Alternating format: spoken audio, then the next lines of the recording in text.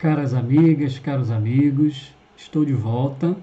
Eu sou o Rafael e já fiz uma apresentação neste webinário que foi sobre a exportação de gado vivo no Brasil e a regra constitucional de vedação da crueldade contra os animais. E hoje venho tratar de outro assunto relevante, que é a contribuição do espiritismo ou doutrina espírita para a libertação animal. Eu não sei se você sabia, mas o Espiritismo também tem muito a contribuir para o fim da coisificação dos animais. E é sobre isso que trataremos aqui hoje. Gostaria de dizer que foi a doutrina espírita, a vivência no movimento espírita, a leitura das obras espíritas que me conduziu ao veganismo e também a me aperfeiçoar no direito animal e contribuir de alguma maneira para o fim da exploração animal. Não vou falar aqui sobre o que é o espiritismo hoje. Essa exposição não é para dar uma aula de espiritismo. Quem tiver interesse pode acessar em outros canais. Eu vou tratar especificamente do que disse o espiritismo sobre essa questão animal e ambiental. E vou falar aqui segundo um estudo que temos realizado num grupo que fundei junto com amigos e amigas de diversas regiões, que é o MOVE, Movimento pela Ética Animal Espírita. Nosso site é muito fácil, para quem quiser conhecer, anota aí, eticaanimalespírita.org. E um trabalho bacana que fizemos lá é o seguinte: compilamos em um único documento tudo o que conseguimos encontrar até o momento na vasta literatura espírita sobre a questão animal e ambiental.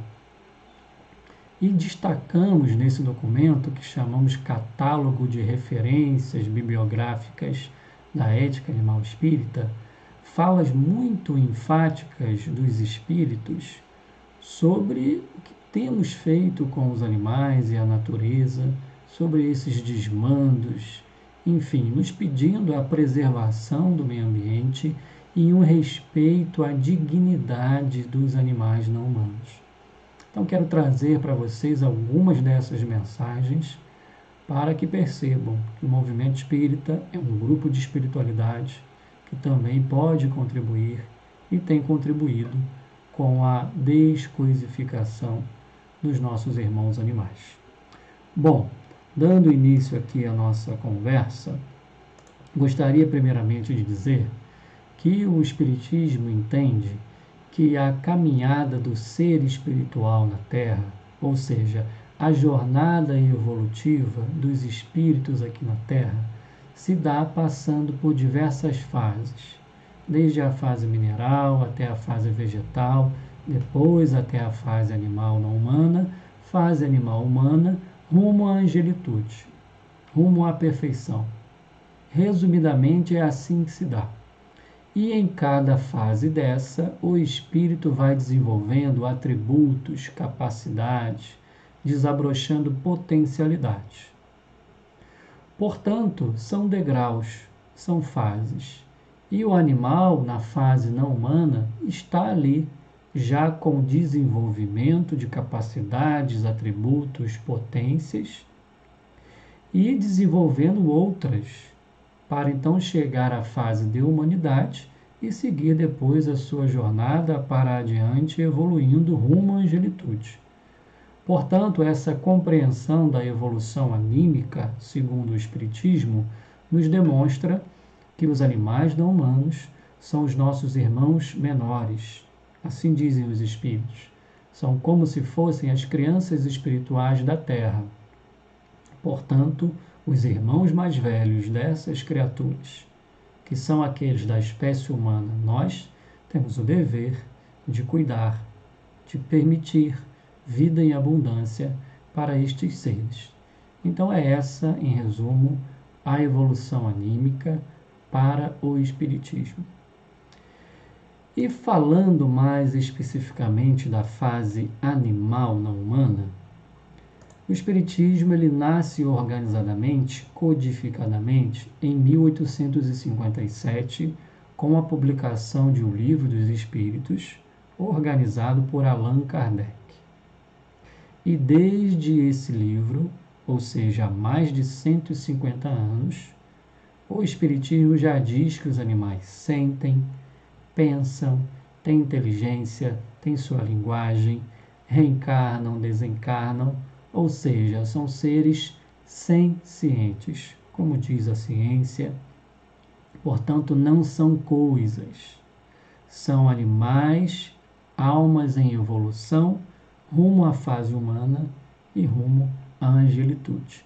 Então, são seres sensíveis, que sentem dor, que sofrem, que têm medo, têm aflição e capacidade também de se alegrar, enfim, de desejar que a sua dor acabe. Essa é uma informação muito importante. E a relação nossa com os animais é muito tratada também na doutrina espírita, na sua literatura mais clássica, aquela mais respeitada pelo movimento espírita. Trazendo aqui algumas falas de espíritos diversos sobre essa questão, a primeira delas, mais simples, que eu considero, é do espírito André Luiz, que através da psicografia de Chico Xavier, disse o seguinte: o respeito à criação constitui um simples dever, ou seja, é um dever moral, ético, básico da criatura humana, segundo o Espiritismo, o respeito a todas as formas de vida. É um dever básico. E seguindo, trazendo aqui outro espírito para essa conversa, no caso agora o espírito Alexandre, no livro Missionários da Luz, psicografado também por Chico Xavier, ele disse o seguinte, um ensinamento muito importante, que se não protegemos nem educamos aqueles que Deus nos confiou, ou seja, os animais confiados por Deus, como exigir o amparo de espíritos superiores, benevolentes e sábios? É um questionamento, uma pergunta interessante que faz pensar no seguinte: é uma prática espírita orar a Deus, orar aos espíritos superiores, pedindo orientação, força, proteção. Então, esses espíritos dizem para a gente que é da lei que, se pedimos auxílio aos mais evoluídos e eles nos auxiliam, têm esse dever de nos auxiliar, é dever também da criatura humana auxiliar os animais não humanos, que estão com uma idade evolutiva menor do que a do ser humano. Ou seja, são seus irmãos menores, como dizem vários espíritos. Então não tem lógica pedir auxílio aos espíritos superiores e estender as mãos aos espíritos inferiores em idade evolutiva para agredi-los, como temos feito enquanto sociedade. Portanto, é da lei que o maior ajude o menor. E seguindo nessa conversa, agora vamos trazer outro espírito, que é o espírito Emmanuel, que foi o orientador de Chico Xavier. Também psicografou diversas obras através de Chico Xavier. Em determinada obra ele diz o seguinte, que nós, seres humanos, recebemos como obrigação sagrada o dever de amparar os animais na escala progressiva de suas posições variadas no planeta. Vejam que interessante, é uma obrigação sagrada, é um dever sagrado de amparar. E ele fala aqui a todos os animais, num princípio de universalidade. Todos os animais devem ser amparados pelos seres humanos. E ele fala que é um dever sagrado. E eu recordo aqui que o artigo 225 da Constituição Federal impõe ao poder público e à coletividade o dever de preservar o meio ambiente ecologicamente equilibrado para a presente e futura geração. Então é um dever constitucional e para o Espiritismo é um dever sagrado esse zelo, esse cuidado, essa defesa e preservação. E o Espírito Emmanuel, em outro livro, ele vai dizer uma coisa interessante, que é a seguinte: estendei aos animais a vossa concepção de solidariedade, e o vosso coração compreenderá mais profundamente os grandes segredos da evolução, entendendo os maravilhosos e doces mistérios da vida. Vejam que interessante.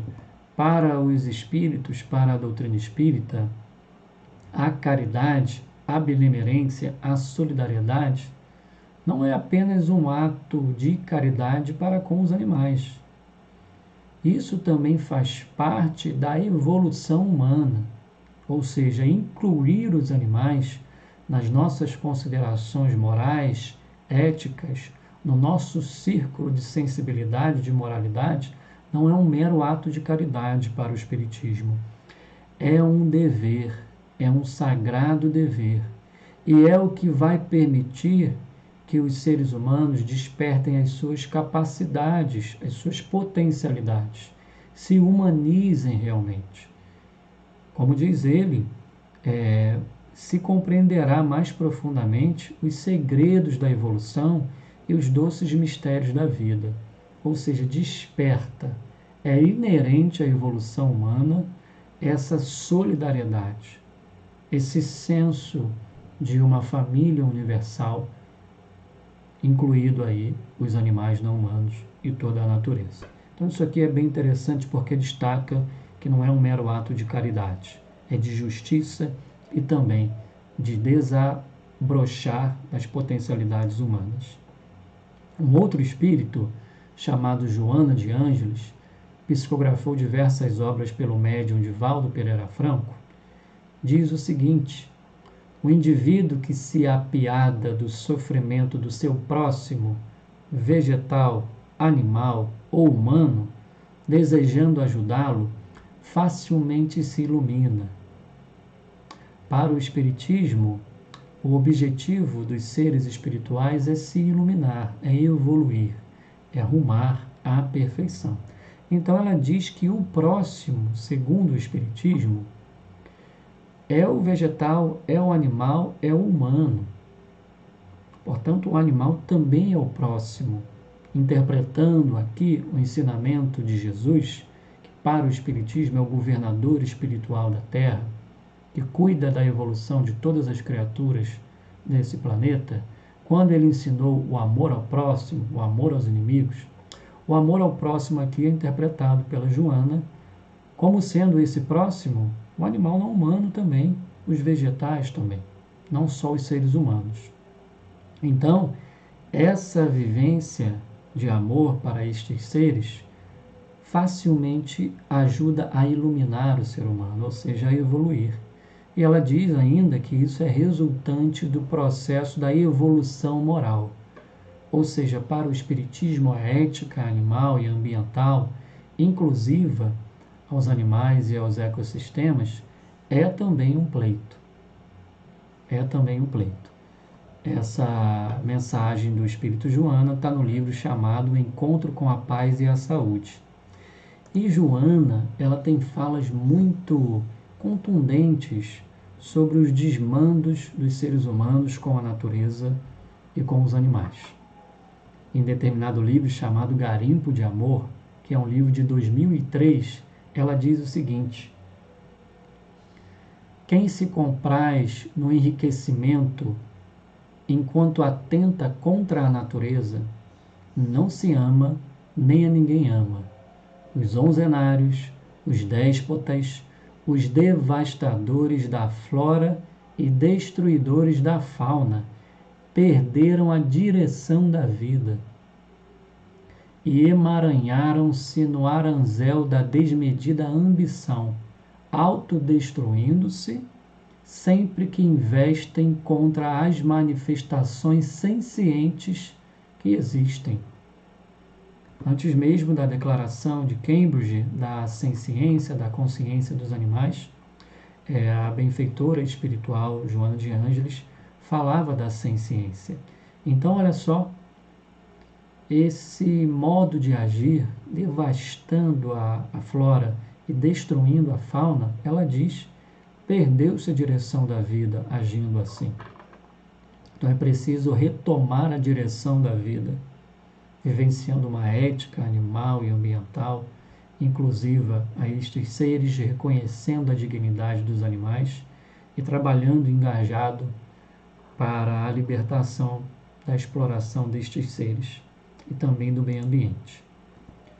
São muitos os trechos, como eu falei para vocês, nós compilamos mais de 180 trechos em mais de 100 obras espíritas clássicas. Está lá no site do MOVE para vocês acessarem. Em outro livro, o benfeitor Emmanuel vai dizer também o seguinte: colabora na extinção da crueldade com que até hoje pautamos as relações com os nossos irmãos menores, os animais. Olha aí, colabora no fim da crueldade. Artigo 225, capítulo 1º, inciso 7, lá da Constituição Federal. Tem a regra de vedação da crueldade contra os animais. E aqui Emmanuel pede, colabora na extinção dessa crueldade.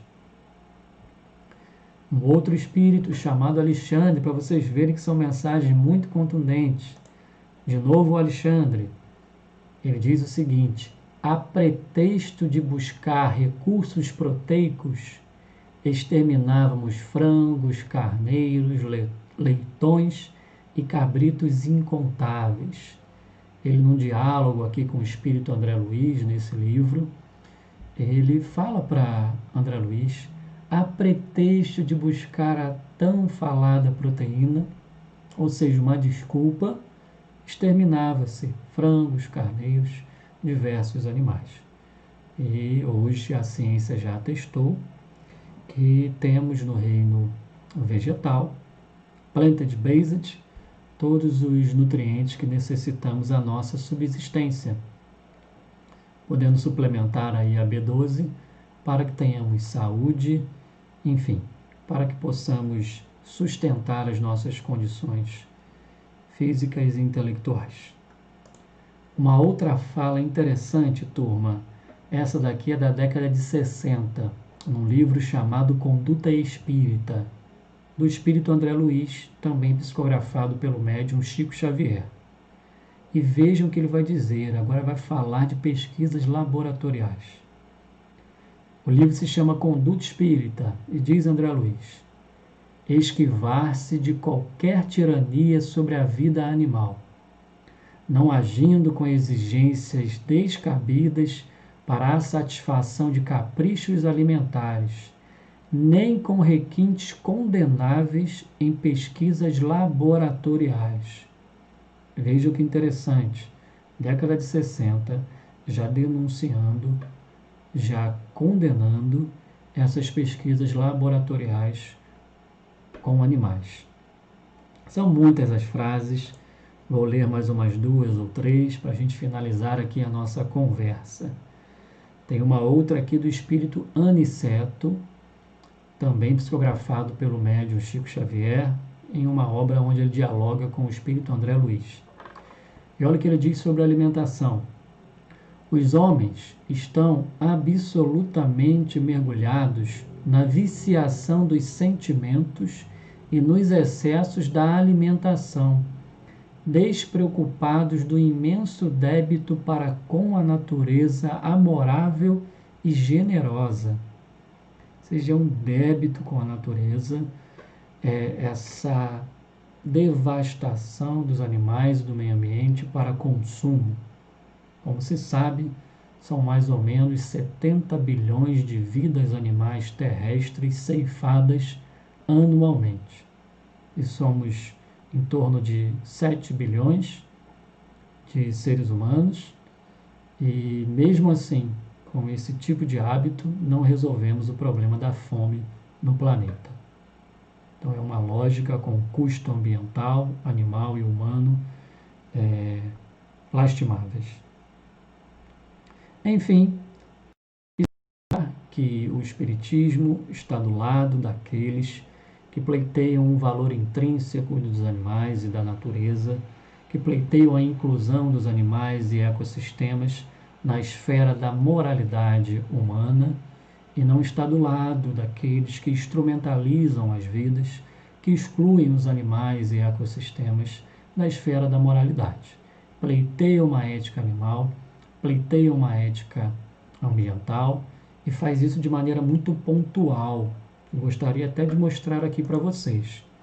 Por exemplo, se algumas tradições disseram que a natureza fez os animais para servirem aos seres humanos, Allan Kardec, lá no século XIX, no livro A Gênese, diz o seguinte: foi o orgulho que fez o homem dizer que todos os animais foram criados em sua intenção e para as suas necessidades. Vejam, não foi Deus, foi o orgulho humano que criou essa ideia. Então, para o Espiritismo não é assim. Bom, caminhando aqui para o final, como se fosse uma resposta a René Descartes, que criou aquela teoria do animal-máquina, que os animais são máquinas, autômatos, enfim, agem como um relógio, né? O Espiritismo, lá no século XIX, na questão 595 do Livro dos Espíritos, disse o seguinte, que os animais não são simples máquinas, como supondes, e desenvolve-se, então, os atributos, as sensibilidades dos animais. Então, não são coisas, não são máquinas para o Espiritismo. Eu estou trazendo para vocês as informações da doutrina espírita em si, dos espíritos mais respeitados da literatura espírita. Claro que a vivência do movimento espírita, dos adeptos e comunicadores do espiritismo, não estão ainda alinhadas à doutrina espírita. Então há uma diferença aqui que é importante ressaltar, da doutrina espírita em si com o movimento espírita. Ok? Isso é importante destacar. Bom, caminhando para o fim agora realmente, então há uma ética ambiental e animal espírita. Os espíritos falaram de vegetarianismo, falaram de veganismo, com outras palavras, falaram até mesmo que processos como o vampirismo e a obsessão, resumidamente, que são influências nocivas de um espírito sobre o outro, que isso tem um facilitador no consumo de animais. Ou seja, quando consumimos animais, para quem ainda consome, eu não consumo mais, como que densificamos a nossa energia, a energia de sofrimento, de medo que esses animais passam são absorvidas pelo ser que os consome. E isso facilita a ação negativa de outros espíritos sobre nós. Portanto, recomenda-se o vegetarianismo, o veganismo, claro que em prol dos animais em primeiro lugar, mas também em alerta a essa predisposição facilitada pelo consumo de animais, que pode ocorrer daí vampirismo, obsessão. É um ponto interessante também, porque os centros espíritas, com a sua terapêutica, auxiliam as pessoas a tratar essas questões de obsessão e vampirismo que podem gerar doenças e complicações bem graves. Enfim, no MOVE criamos um conceito de ética animal espírita. Gostaria de dividir com vocês para a gente encerrar essa conversa. Entendemos que ética animal e ambiental espírita é aquela conduta moral que inclui no esforço de vivenciar a lei de Deus não somente o bem dos seres humanos, mas também dos não-humanos e de toda a natureza. Resumidamente, é esse o conceito, dialogando aí com a ética animal e ambiental, que critica a ética tradicional, que coisifica os animais. E para fechar realmente, com uma questão interessantíssima, pela sua antiguidade e também pela sua clareza, é a questão trazida pelo Espírito Emmanuel no livro O Consolador. Essa obra foi editada pela Federação Espírita Brasileira em 1941, ou seja, estamos há quase 80 anos dessa obra. E é feita uma pergunta ao Espírito Emmanuel através do médium Chico Xavier. É a questão 129. Perguntou-se assim: É um erro alimentar-se o homem com a carne dos animais? Respondeu Emmanuel. A ingestão das vísceras dos animais é um erro de enormes consequências, do qual derivaram numerosos vícios da nutrição humana. É de lastimar semelhante situação, mesmo porque, se o estado de materialidade da criatura exige a cooperação de determinadas vitaminas, as proteínas, por exemplo, esses valores nutritivos podem ser encontrados nos produtos de origem vegetal. Olha aí, Emmanuel atestando em 1941 o vegetarianismo puro, estrito, essa dieta que exclui todos os tipos de animais. E ele conclui: sem a necessidade absoluta de matadouros e frigoríficos. Então é aqui o Espiritismo, lá em 1941, atestando a desnecessidade do consumo de animais. Então fica aqui a minha contribuição, demonstrando que o Espiritismo pode contribuir muito para que deixemos para trás hábitos nocivos à natureza e também nos engajemos na vivência de uma ética inclusiva aos animais e ao meio ambiente. E para finalizar, com uma frase da Joana de Ângeles, esse espírito, ela diz o seguinte: ama pelo caminho quanto possas, plantas, animais, homens, e te descobrirás, por fim, superiormente amando a Deus. Aqui ela está interpretando o maior mandamento, que segundo o cristianismo é amar a Deus sobre todas as coisas e o próximo como a si mesmo. Portanto, plantas, animais, homens, amá-los é amar a Deus. Perturbá-los é não amar a Deus, é não amar o próximo. Enfim, agradeço demais a oportunidade e um grande abraço fraterno a todas e todas.